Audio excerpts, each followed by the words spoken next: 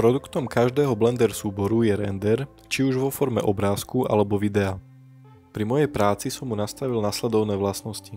Render engine používam Eve, mám zapnutý Ambient Occlusion, Bloom, Screen Space Reflections a Motion Blur, ktorému som zmenšil maximálny blur na 15 pixelov. V záložke Output som rozlíšenie zachoval, pričom som framerate zmenil na 30 a koniec rendrovanej animácie som zmenil na 300 snímkov. V záložke Output som si zvolil destináciu, kam chcem render uložiť. Formát som zmenil na FFmpeg video. Ako kontajner som zvolil MPEG 4, aby sa video uložilo ako MP4. Kódek som nehal na H264 a kvalitu na medium, môžete ju neskôr zmeniť podľa výkonu počítača alebo času, ktorý chcete stráviť rendrovaním. Väčšia kvalita sa rovná dlhšiemu rendrovaciemu času. V ďalšom kroku je dôležité uistiť sa, že všetky objekty, ktoré chceme mať v rendri, tam ozaj budú. Urobíme tak zakliknutím alebo odkliknutím ikonky kamery pri danej vrstve objektu. Ja som tak urobil pre válcové generátory dymu. Ikonka očko nám objekt schová iba pri práci na scéne. Urobil som ešte poslednú úpravu v nasvietení, pretože sa mi zdalo, že niektoré objekty sú z jednej strany moc tmavé. Slnko som si teda skopíroval, intenzitu oboch slnk som znížil a pre jedno som vypol tiene.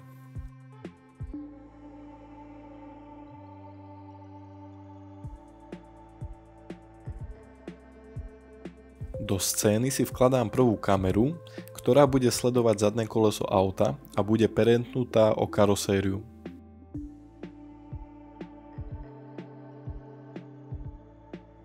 Používam na to ako vždy skratku Ctrl+P a možnosť Object. Pohľad na koleso som nakoniec smeroval z uhla, aby to vyzeralo zaujímavejšie.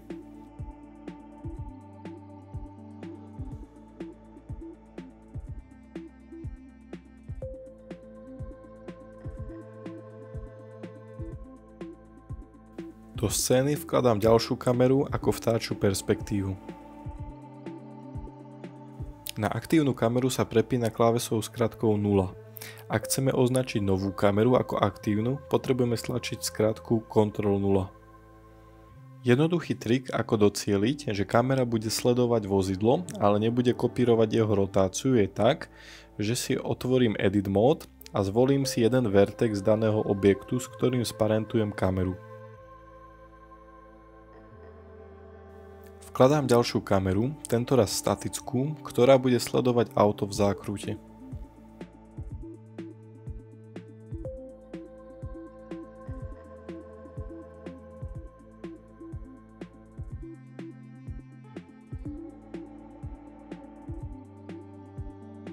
Poslednú kameru vkladám na koniec cesty a tá mi bude sledovať auto vychádzajúce zo zákruty.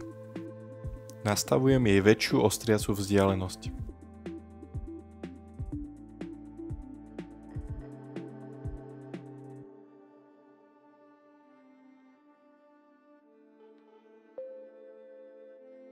Nakoniec si v možnosti Output ohraničím snímky pre každú kameru, aby som nerendroval to, čo vo finále ani nebude vidno.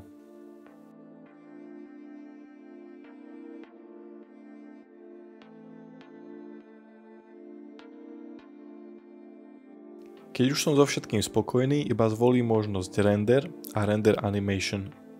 Ak som urobil všetko správne, vidím, že animácia sa mi začala renderovať, vidím čas renderu každého snímku a na ktorom snímku to aktuálne je. Ako vždy, ďakujem za sledovanie.